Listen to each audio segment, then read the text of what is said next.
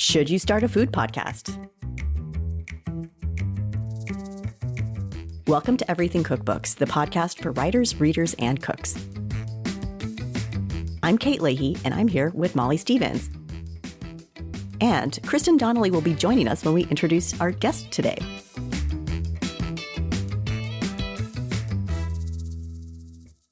Hey, Molly. Hello, Kate. So our guest today is Maggie Hoffman, and she's a fellow podcast host, so this will be fun. We'll get in the weeds a little bit. We're having her on to talk about her podcast, but also about this really thoughtful newsletter that she put out in February that talked about the realities of putting together a show and all the things that go into it. In that piece, what stood out to you? It was so good. One thing I was like, oh, I wish I could have read this before I started a podcast. Right. I mean, she really gets in the weeds on it, but right up top, she starts with the question, should you start a podcast? And it made me think of the similarities.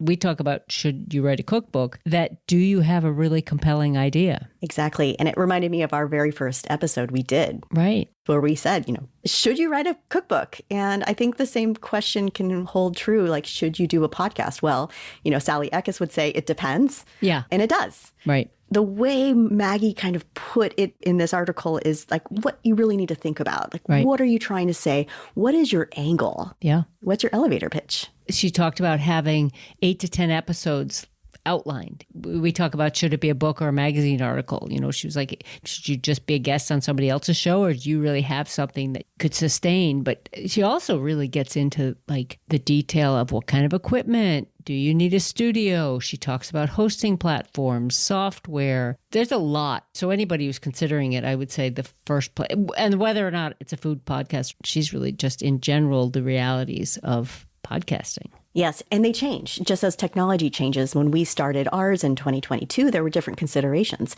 So we will have a link in our show notes. If you're interested, please check it out. It's a great resource. It's so thoughtful, and it just makes me think, like, this is how Maggie approaches her work. Yes. She just doesn't stumble into things. I mean, Maggie's been at Serious Eats. She was at Epicurious. She's freelanced for the San Francisco Chronicle, among other places. I mean, Maggie's been at this food media work for a long time. So she's got a lot of resources that she brings to it. And she knows the difference between podcasting and cookbook writing because she's written 2 of her own with 10 Speed Press, the One Bottle Cocktail and Batch Cocktails.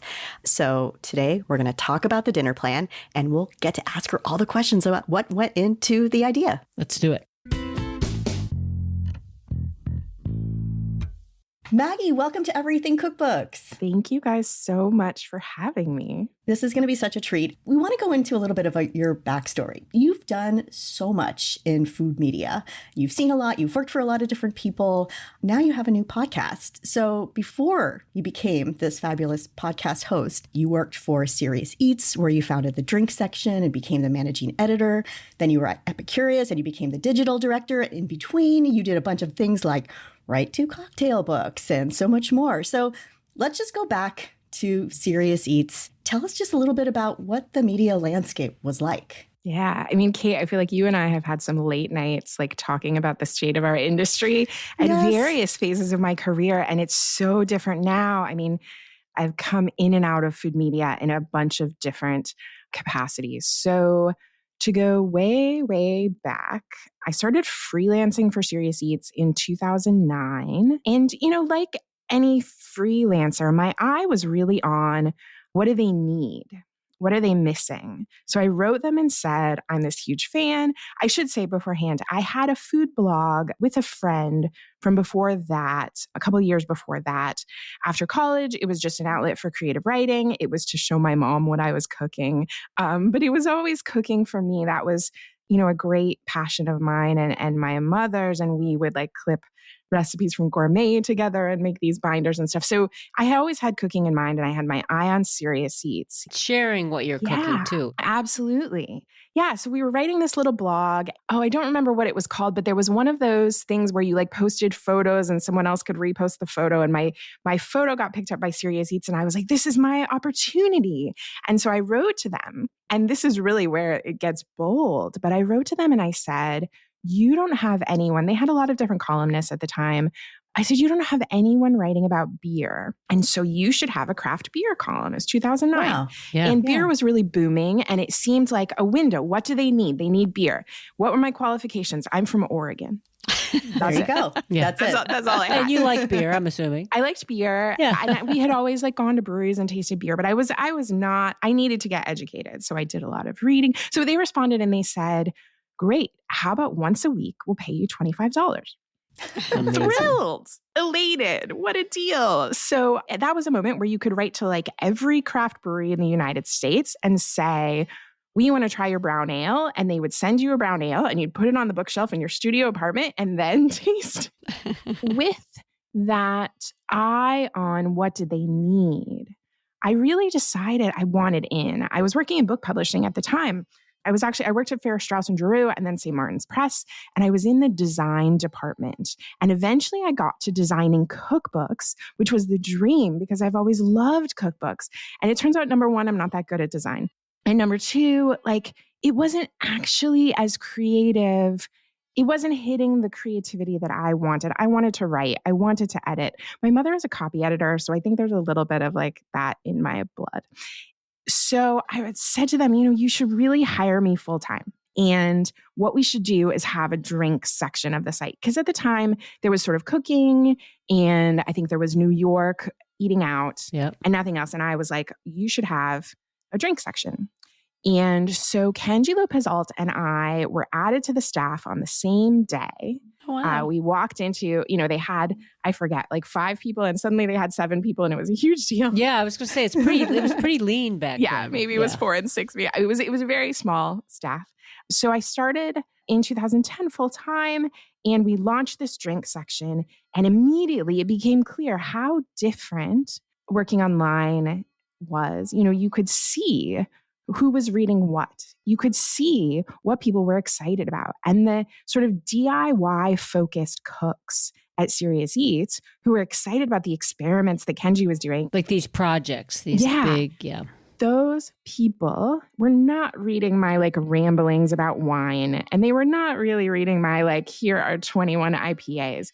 They were reading about cocktails. Interesting. And so I was editing a bunch of great writers. Paul Clark had already been working there, and I hired Michael Deach and some other columnists. And we had some amazing writers writing about cocktails, and I would be the one that would mix the drinks for the photos, which was probably unwise. And I was doing the editing, but I was learning so much, and I was going around New York City and drinking things and just got a real education in that. And I really saw how fun it was. But all the while, I was still thinking about food. And I became managing editor of the site. I moved to California before I became managing editor of the site. After my daughter was born, I sort of realized it was time to go. I was actually, I don't know how much detail you want, but I was out for drinks with Emily Timberlake, who's an editor at 10 Speed Press. And we were talking about the differences between the cookbook industry and writing about food online. And she said, it's just, you have to have an idea for a book and then you wait 2 years to see if anybody likes it. Mm-hmm. It seems like the internet is so much more immediate. And it was like, well, yes. And the truth of the matter is, and like maybe I do think this is still true in sort of different ways. Like obviously the internet has changed so much every year, and every year you have to learn a new landscape. But, at the time I said to her, Emily, the truth is, most of the things that people are looking at are not actually what's new and on the front of the homepage at that moment. It's like a back catalog. Oh. And so there are things that pull traffic that if you are looking at the reports, you see that those continue to pull traffic. And this was sort of before the era of SEO optimization, but sort of what underpinned the decision on a lot of publishers' part to lean into SEO, where instead of creating new content, you are maintaining those valuable, popular things and trying to keep them toward the top of the search results. So instead of putting out things that you hope people will go to, you're finding out what they're already going to and building more of that. Yeah. And not just more of that, because that might actually be competitive, I see. but just sort of, improving that thing. So if you see that lots of people on there, maybe you make it longer or, update the photos or something like that. So I said this to Emily, and Emily said, like, what? And I said, well, I had this idea once. We once published a list of like 3 ingredient cocktails, and all these people complained because they were like, well, okay, it's 3 ingredients, but I have to buy 2 of them. And so then I had this other idea, which was 1 ingredient, 1 bottle that you are then going to mix with things from the grocery store. So maybe it's jam, maybe it's fresh juice, maybe it's a shrub that you make, maybe whatever, tea, all the different things. So it was one bottle and a trip to the grocery store. And she said, Maggie, that's a book. So the One Bottle Cocktail was my first book with Emily, who's just this incredible writer and editor and mentor. Then I did another book for them, which was Batch Cocktails, which was really, this idea, even though, again, it was a cocktail book, it was really about why do we have people over? We have people over to spend time with them. It doesn't make any sense if you're having people over for a dinner party or any sort of party. It doesn't make any sense to busy yourself with shaking and stirring and straining and making a mess and tipping something over. So to be a great host, it's better to mix your drinks in advance. So that's where that book came from. Well, let me ask you this about those two books, because it seems that One Bottle Cocktail, was there an article on Serious Eats about the One Bottle Cocktail that did extremely well that you could say, Emily, this got, this many views and that kind of thing? It was not called that. None of the actual material from the website went into the book, to be clear, intellectual property wise. Right. But yes, Right. That was the idea that I had that we developed into a book. It was one of the most successful things on the site. And so I knew that had resonated with people. Yeah. It's funny. I'm thinking back to, remember Daniel Gritzer, who still works for Serious Eats, and I know you overlapped, but him saying you would just watch basically the traffic for the cooking chicken breast every day around 6 Eastern just start to spike or whatever. So you're really reactive in that way. Yeah. Then it made it so most content, I guess, is evergreen unless you're going for virality or something, right? I mean, I would say maybe that was always sort of true, that there always was this back catalog. Mm-hmm. And then over the years, after I left Serious Eats and sort of in the middle years between the time that I was at Serious Eats and between the time that I started Epicurious, that's where the focus went. And then I would say now, actually, the focus is changing quite a bit because of changes in search. So I can't speak to where it is right now because I left Epicurious last year. But yes, I think there's always this sort of balance of what are you doing that's going to be evergreen. But then there's also this other question, which not just evergreen, but specifically, who are your audiences? Mm-hmm. There's an audience that might get their inspiration on social media. There's an audience that might get their inspiration on newsletters. There's an audience that's on search. And every recipe, every article is a lottery ticket. And so if you have your entry for, some specific dish, guacamole, that's one lottery ticket. And of course, your overall authority does change how you do, but you sort of have to decide which lotteries are we trying to enter? Is it the ones that have millions of people searching, or is it the ones that have hundreds of thousands of people searching? Maybe we can win some of those smaller lotteries, even if we can't win chicken breast. I mean, congrats to them if they win chicken breast. I know. Yeah. Well, now with AI search, everything changes. Right. It's a whole other thing. Frightening consideration. Yeah. It's really changed. And basically around my last meetings, there was sort of a conversation of is search over? What does it mean? Say more. What is search over even? I mean, this is where actually I got off the wagon. Yeah. I jumped off. I was I'm done now. Is search over? Maybe we can look at it as an opportunity. Is search over? Maybe instead people decide there are a few individuals that they trust that they're going to turn to for recipes. Instead, maybe people are taking AI recipes and never leaving the search page. That's what publishers are afraid of. Is it used to be that you went to search and then you took a link and went to a site. Well, that may be over. And publishers are scared. Right, because they're not clicking through necessarily. Yeah, Serious Eats, if you are Epicurious, if you are Simply Recipes, any of these great sites, people don't actually have to go to that website. They can just look on their Google results. The whole recipe appears there. It says AI generated. Sometimes it's a mashed up version. AI isn't the idea is it's sort of it's like a composite.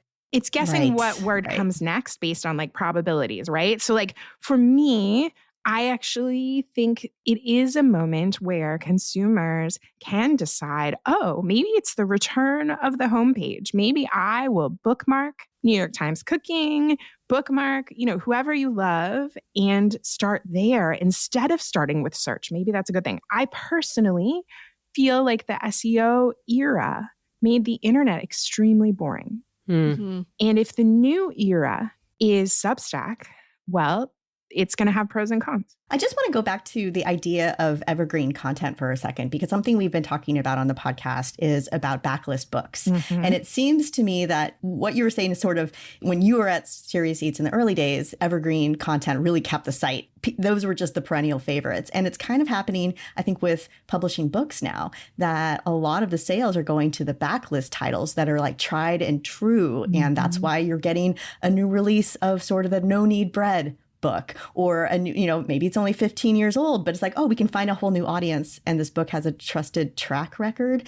And then it's these new cookbooks that come out that are actually harder to sell right now because of all the noise, because people might not know who that debut author is yet. I mean, I don't know, there might be some sort of parallel going on there. Yeah, it's interesting. I mean, this is part of why we'll get into my show, but for me personally, the thing I want most is to hear an expert say, here's a book I've cooked from. Right. It works. I love it. Let's get it off the shelf again. Let's get it from the library. Like, for me, that is advice that is so useful.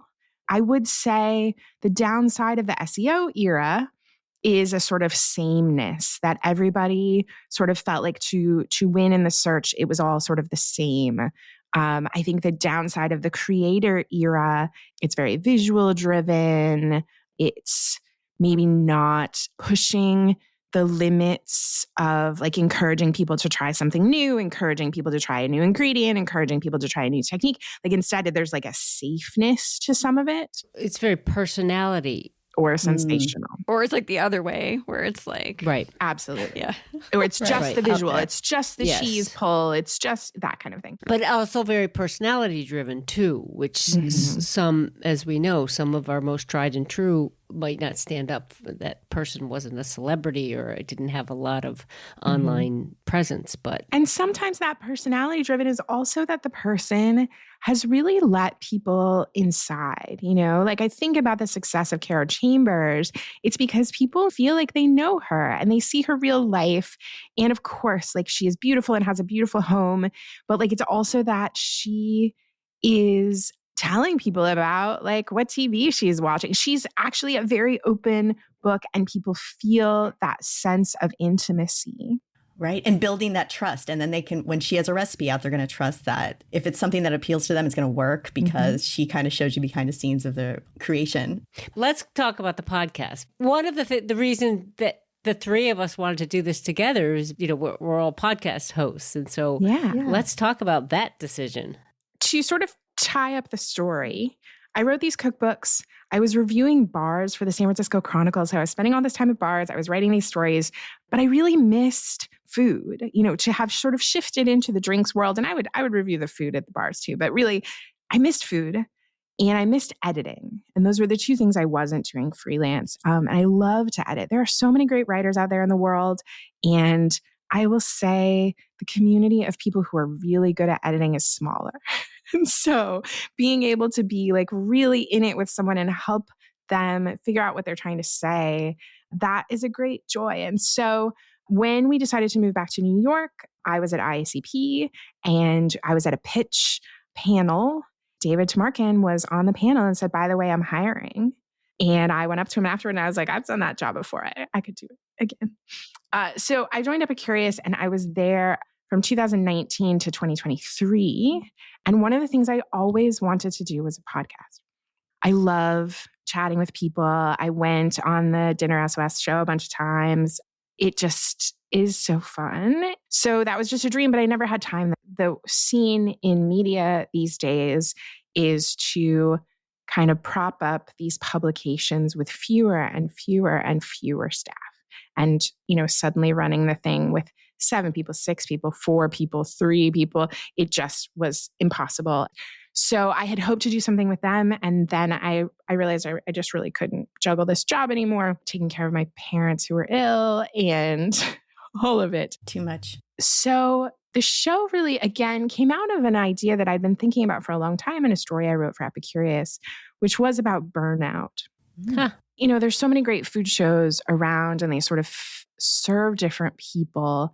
But one of the things that was, sort of in my mind was just like, if you love to cook, it can feel especially bad to not feel inspired in the kitchen, to not have that outlet. And like everyone as a human is struggling in one way or another. So I always think about like when you're on an airplane and they say like put on your own oxygen mask first before assisting others.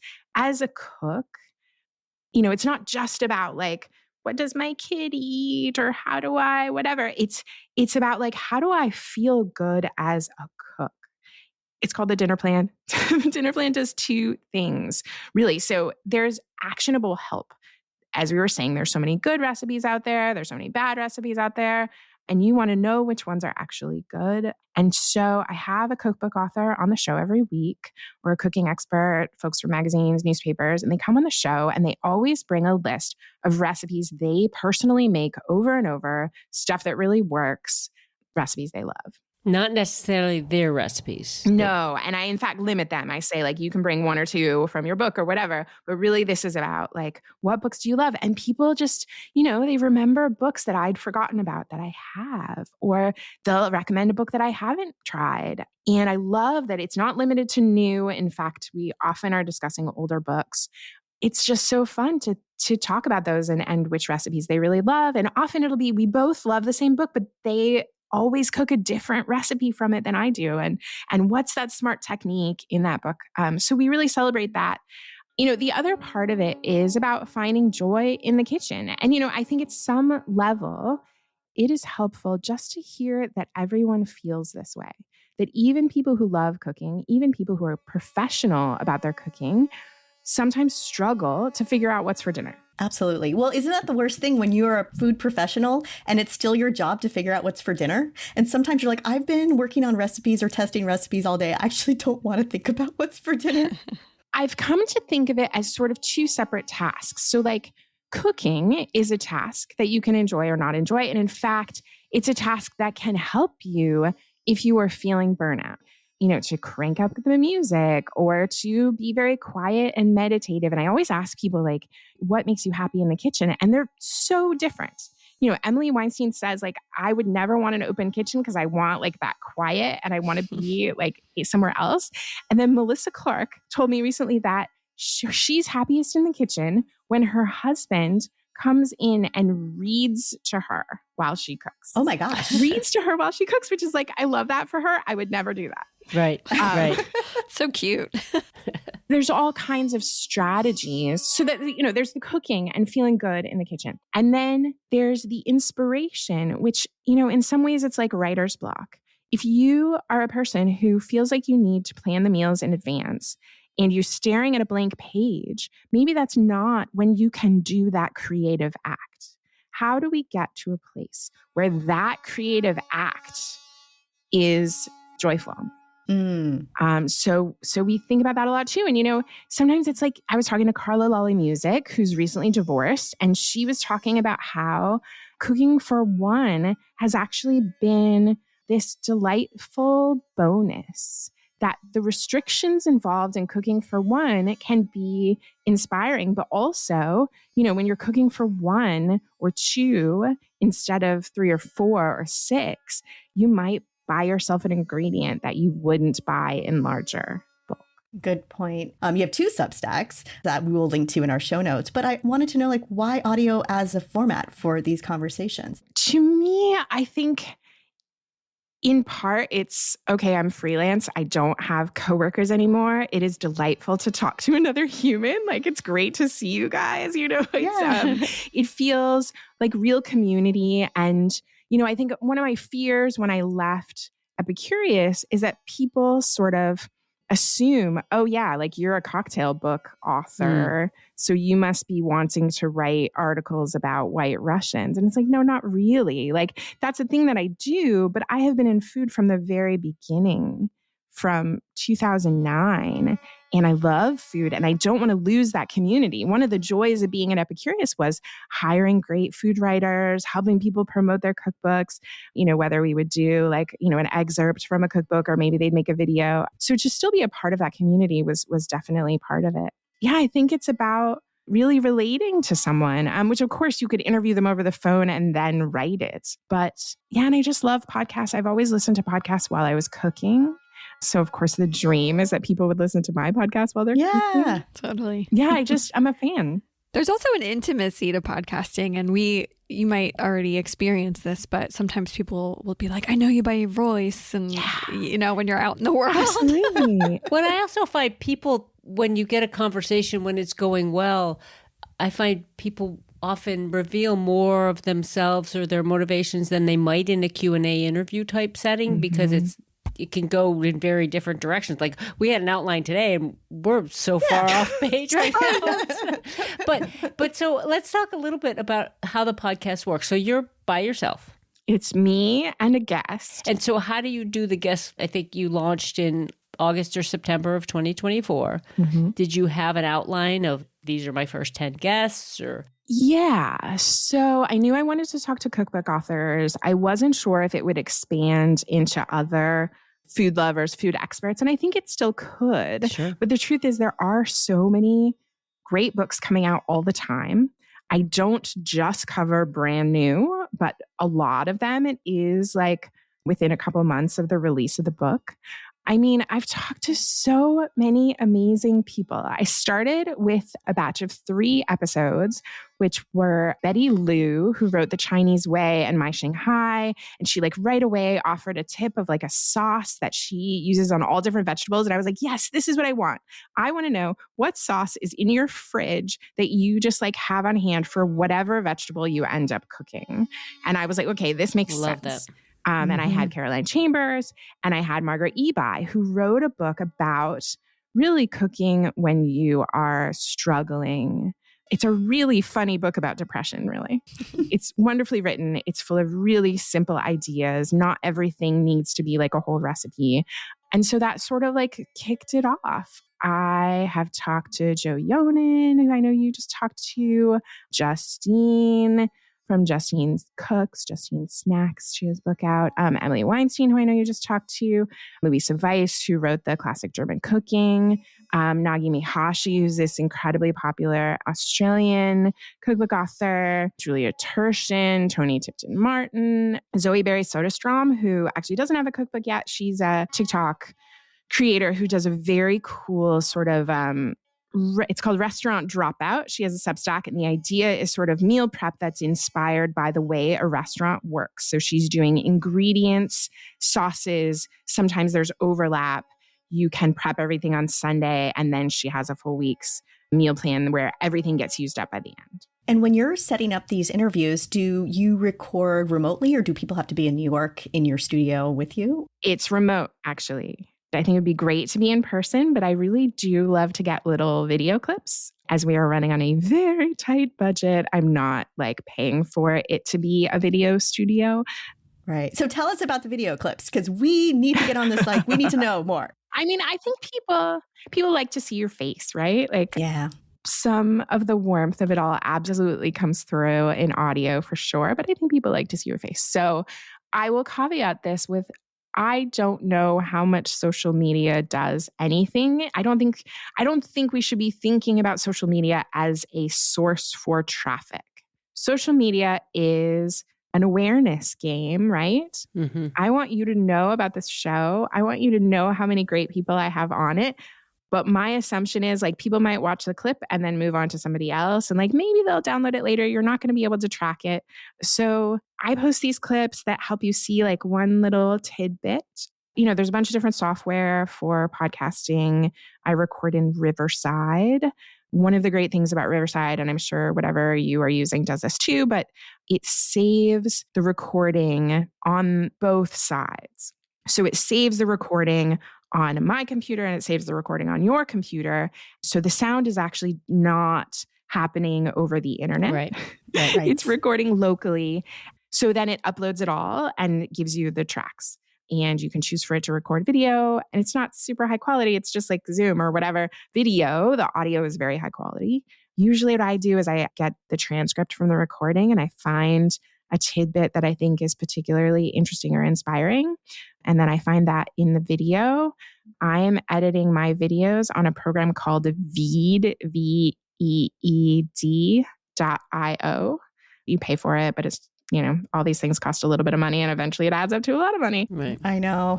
So I edit down those clips and post them. And now the whole process takes me 15 minutes per show. And you're posting on Instagram and TikTok? I'm actually not posting on TikTok. Okay. Just because I didn't get started. They're so short. I don't know. It's probably worth putting on TikTok, but who knows what'll be happening with social media. Right. Yeah, exactly. When this airs, TikTok might not be around. Who knows? And are you doing all your own sound editing as well, Maggie?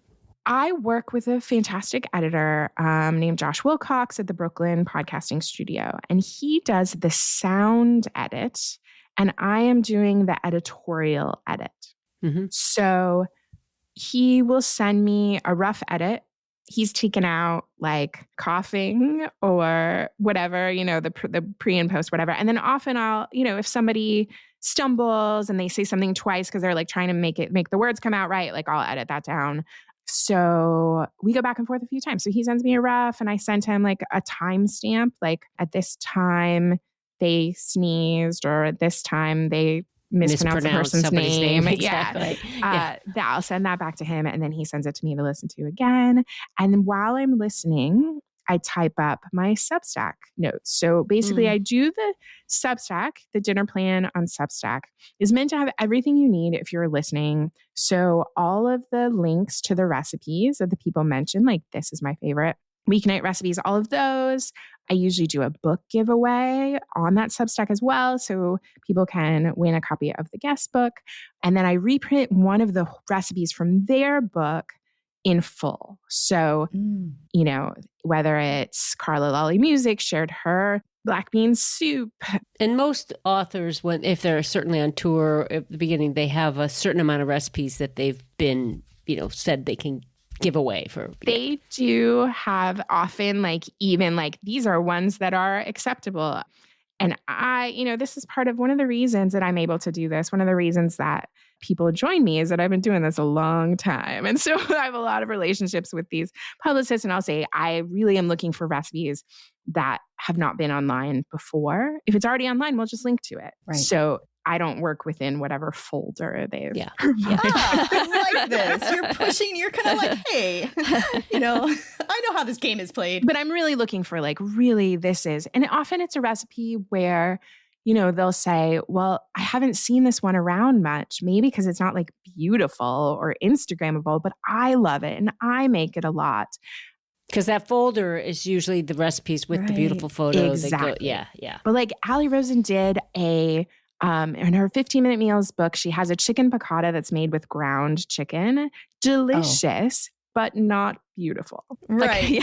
But she's like, you should cook this. Great. We're going to cook it. So that goes in the newsletter too. So every newsletter has, here's where to listen. Some of the things we talk about. It's not a full transcript of the show, which I think you can get just by going on Apple Podcasts and other places. Yeah. So this is really here are the things we talked about. I think you'll like to listen. Here's a link.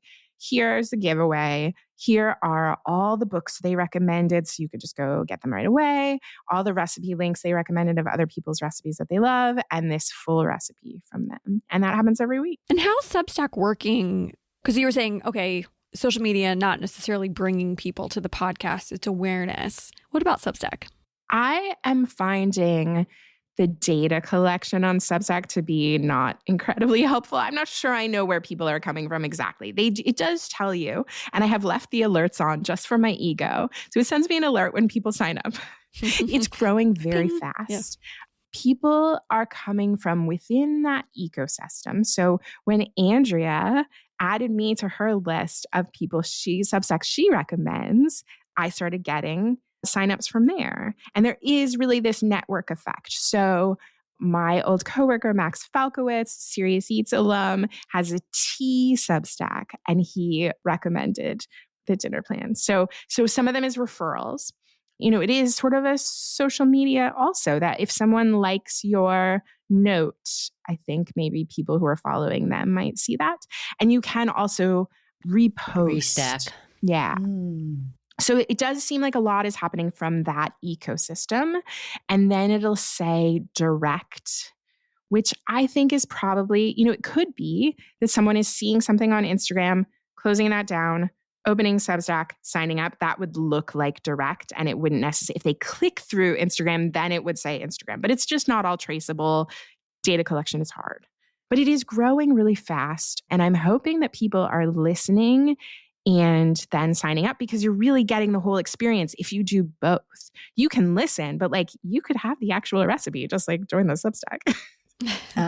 So it's nice because the audio and the visual medium are really paired together in a very deliberate way. I wanted to kind of back up for a big picture question and thinking if I'm a content creator in this sort of new media landscape that is constantly shifting, and I'm thinking about where, you don't want to put your eggs all in one basket, I guess the saying goes, because it might disappear. What would be a reason for me to start a podcast versus start a Substack versus start both or start something completely different? I am not an expert, but I can tell you what my thinking was. Substack would like you to do everything in Substack. They want you to post videos in Substack. They want you to podcast. Yes. Right. They want it to all be there, and they want you to paywall it. They want you to make it all paid. You would need a lot of subscribers to make real money off a paywalled newsletter. And there are people who do it successfully, and that's really impressive. But I also think there's a huge value in building an audience where, for me, the funding is coming from advertising on the podcast. So I want the most people to listen to the podcast as possible. So I want the most people to be signed up. I'm not looking to cut down those numbers and only have the few loyalists who happen to want to spend $5 on this. So for me, that's sort of your choice. You can monetize the writing itself, or you can monetize the podcast itself, paywall. And then you are starting with this audience that's you're being paid for your work directly, which is amazing. But the way I was thinking about it is, my first goal is to make something great. When I have learned how to do this, which as you'll see over time, I am getting better at it. As I'm learning how to do this, it gets better and better. Then the focus is on growth. How do we grow? How do we get the word out? So many people would love this show, but they don't know it exists. So that's the second goal. Then the third goal is to make it financially viable. But you're never going to make it financially viable if only 4 people are listening. Right. So that's how I've been thinking about it. I love how the focus is on let's make something great first, right? Yeah. I want people to want to listen to it. At the same time, you're working on making it great while still publishing. You're not waiting until you feel like you're great before you publish necessarily. To be clear, you aren't great. I did a lot of improv in high school, and I was in an improv group. One of the things you have to do is just go for it. Yeah. Learn as you go. No perfectionism. You just say yes. And my child actually is in 4th grade. They are doing improv at their school. And what they said is the reason it's very crucial for children to do improv is that as writers, they should learn to say yes to their ideas and see where it goes and edit it later. I love it. Right. It's that yes and. Yes, and. Yeah. But the shitty first draft, the idea of a shitty first draft, they're saying if kids train themselves not to edit themselves as writers, as improv, it's that thing. So I really believe in improv, and I really believe that this can be a service to people, and I'm loving it. I'm having so much fun. It's great. Yeah. Also with audio, we've talked about this, that it's more forgiving.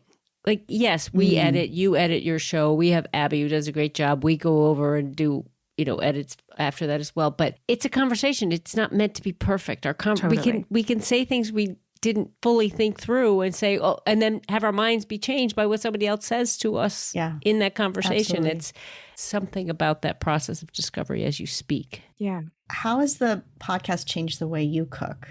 Well, the thing that's always true, which is when you make your passion your job, I feel a little more pressure. One of the things I've been thinking about doing lately and started doing lately is sharing my personal actual meal plan. So in the Substack, sort of every season, I tend to do like, here are my greatest hits from the season. And that I think is helpful. But I've been thinking about literally, how are we all doing? Like everyone's struggling, even at the times that it feels hardest. My husband has taken a job that is across the country. And so he's gone 1 week out of every 6, 7. And so those weeks I was like, oh, I don't want to do a meal plan. I don't want to send people a meal plan. And then I was like, no, they need the meal plan that is so easy that we can do it when everything is hard. What's going on in the world politically is hard. What's going on, I have friends without kitchens in LA. There's so much going on. And we still want to cook dinner and we still want it to taste good. And so something I can offer is, okay, here's how I'm solving this problem. And usually in my conversation with people, I'll say, what are you cooking lately? And it's the same conversation you and I would have, or I would have, with a friend from college or, my mother when she was alive. What are you cooking lately? And that can help someone. So I'm publishing my really frozen dumplings kind of meal plan. You know what? I love that. Yeah. Well, before we let you go, we wanted to talk about books since we are everything cookbooks. You have your 2 cocktail books. You're talking to a lot of cookbook authors all the time for your podcast, and you're getting to see, a sneak peek of what's coming, what books you're excited about, what books maybe that came out previously that you're still excited about. So I just thought I'd ask all of us, what book right now are you kind of like, ooh, Maggie, like right now, what's like hot in your hand? Oh, so many. I mean, my first day at Epicurious, I walked into the office and there was a pile of cookbooks and I was like, yes, this is the job for me. And so I needed a job where I'd end up with piles of cookbooks everywhere. A few that I am so excited about. One of them is Mira Soda's Dinner, which is already out in the UK, but is coming out in the US in April. She's coming on the dinner plan March 28th. So that should be live. And I love her recipes she writes for The Guardian. She just wrote an incredible article about burnout. Yes. The book is about burnout. Yeah. The book is about losing your love for food and going through a hard time and reclaiming that, coming back to the kitchen. The foods she sort of declared, okay, I'm not going to cook for work. I am going to just cook for joy. What do I want to cook and eat? And the book is full of she says it's nothing fancy, but everything is so flavorful and simple. Even if it's cheesy masala beans on toast, it's simple comfort, but deeply flavorful. There's the first thing I want to make, there's an eggplant that's roasted eggplant that she says you cut like an octopus, all the little legs. You roast it, and then there's a satay sauce. So it's tamarind, ginger, soy sauce, brown sugar, peanut butter. Yeah, everything in there. It's organized by ingredient, but really is about bringing flavor back into your life from a place where you didn't feel like cooking at all. And that really speaks to me. That sounds great. I want that book right now. Kristin, do you have a new book or an old book that's in your kitchen? Sort of it's been a surprising one, I guess. There were a bunch of influencer books that came out in the fall, people with, huge followings. And there was the book from Ambitious Kitchen, Monique Voles. It's not a book I would normally pick up, but Clarkson Potter sent it to me and I was looking through and I was like, oh, my daughter would like some of this stuff, and my daughter's 12. Cooking for her is challenging. It always has been. And it's hard to even call her picky because I feel like she eats more than other kids, but she does bang in flavors, and Monique, I feel does a good job of, there's a lot of ground turkey, things that are you think are super bland, but then it's there's a seasoning and then there's a sauce and then there's cheese and then there's a sprinkle. So it's not necessarily great for me for the busiest of all weeknights, but if you actually have the hour and plan ahead and, just make sure you have a good pantry and all that. I don't know. I think I've made 10 recipes from it. Wow. Nice. That's successful. Exactly. Just basically like making me look good in my kitchen to my 12-year-old, which is actually kind of hard to do sometimes. So That's awesome. Yeah. Molly, what about you? Well, it's interesting because one of the questions, or one of the things I've been thinking about, Maggie, and speaking to you is, especially with your experience and what you've seen, is like the changing nature of home cooking and how cookbooks reflect that. Mm-hmm. And I often think about one aspect of a cookbook that might succeed is that it solves a problem that home cooks have. So in the changing nature of home cooking, what are the problems that cooks are having? And I think that's changing. Like when I started out, the biggest obstacle for home cooks was know-how in a way. Mm-hmm. And it was ingredients because people couldn't find certain ingredients. It was harder to shop. Time, of course, is always an obstacle. But I feel like now, just especially from this conversation, one of the obstacles is burnout, but it's also overexposure. There's too much. There are too many recipes. Yes. There's too many foods out there. I'm exhausted just thinking about it, and the expectations of, our food's supposed to be Instagrammable and all these things. And so the books that sort of have been sparking, and they're both authors that we've spoken to on the podcast. B. Wilson is one of them, and The Secrets of Cooking and the realities of cooking. A lot of recipes don't take into account everything that goes into making the dishes, right. the shopping, cleaning, the shopping, the everything. And then the other one is Margaret and Irene Lee, the Zero Waste, Perfectly Good Food. And to me, I love that book. And I am an improvisational cook, but I also even get burned out on that. Open up, I'm like, And you talk a lot about improvisational cooking, and I love that part of your show. Yeah. I was thinking just to add on to the keeping it simple sort of through line. There's a book that's nearly 20 years old called 5 Spices, 50 Recipes by Ruta Kahate. It's a chronicle book. Maybe it came out in 2006, I think. She used to live in Berkeley. She lives in Goa. She's from Mumbai. And these recipes are like, okay, if you can't have a pantry of all these ingredients, here are 5 spices you need to cook these recipes that they're Indian-ish. You can get these flavors into your pantry and onto your table relatively easily.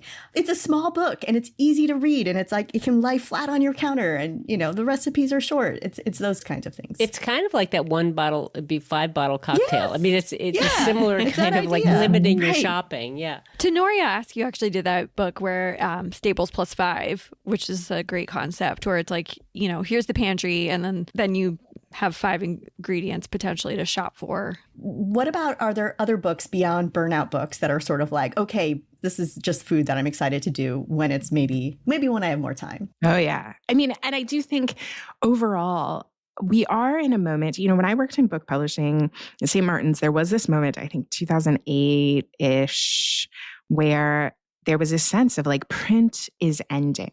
Mm-hmm. Like being a book designer, figuring out how many characters you're going to fit on a line and how many pages, how many signatures it's going to be. This is going to be over and everything's going to go digital. And there were a bunch of layoffs. And here we are. That has not proved true, especially in the world of cookbooks. Mm-hmm. Print is great. And I think all of these guests that I have on the dinner plan come back to print because it feels like a sea of recipes on the internet everywhere. And yeah, there just keep being great books. I'm so excited. There are a bunch of books from the spring I'm excited about. Calvin Eng has a new book out with Clarkson Potter in March called Salt, Sugar, MSG. It's Cantonese cooking through an American lens. He has this restaurant, Bonnie's, and so it's recipes from that. Fantastic. Of course, a little chefy. He's a chef. But, if you make this XO sauce, then you can put it on all these different things. And it's just, deeply flavorful food. One recent, not brand new book I've cooked from the most is Julia Turshen's latest, which I wasn't feeling like was for me necessarily. It seemed very aimed at sort of a beginner who was trying to understand the structure of recipes. But in addition to these charts that she has that are sort of like, if you're making a soup, it's going to have sort of a base and then a crunchy thing on top or whatever, the sort of structure of the recipes, sort of inviting improvisation. For me, the recipes themselves are so good. Nice. They're so good. I feel that impulse to add more, like, oh yeah, like I have this fancy thing, so I might as well like add stuff to it. Julia's recipes don't need that. She has edited them down to a tight list. This is what you need. There are these turkey meatballs that are just like very simply seasoned. Like they don't have ginger in them. It's just like this very simple turkey meatball that you put in the oven on a sheet pan. And then you make this like very simple gochujang honey mix that you put on and then cook. You like kind of like stir them in the glaze to sort of thicken up. And they're so and she has a chicken scarpiello, which is this sort of like vinegary Italian-American chicken that she uses just like a whole jar of cherry peppers, like the liquid. I think you just dump the whole jar in there. And she has made the formula work so that it is really, really great and friendly. So I'm actually, in my busy times, that's what I'm cooking from. Interesting. Maggie, I think it's so good to have you on the podcast because we get into the weeds on publishing and marketing and words. And a lot of times we're not talking about specific recipes, but that's what your podcast does. So we don't have to. Well, you need both. Yeah. Right. Exactly. So it was just a joy to get in the weeds with you a little bit about how you got your start in audio and where it's going and what people can expect from the dinner plan. And it was such a treat to have you on our podcast. Thanks so much. It was so good to see you all. Thank you for listening to today's show. If you have a question, a comment, or a guest suggestion, contact us at everythingcookbooks.com or find us on Substack, Instagram, or Facebook. We rely on listener support, and here are ways to help. Subscribe on Apple Podcasts, Spotify, or wherever you listen, and leave us a 5-star rating and a review. Or you can order books mentioned on the show through our affiliate page at bookshop.org. You can shop our t-shirts, sweatshirts, and other great merch, or buy us a round of coffee from our website. And you can reach out about advertising on the show or becoming a sponsor. Thank you to our editor, Abby Cirquitella, and until next time, keep on writing, reading, and cooking.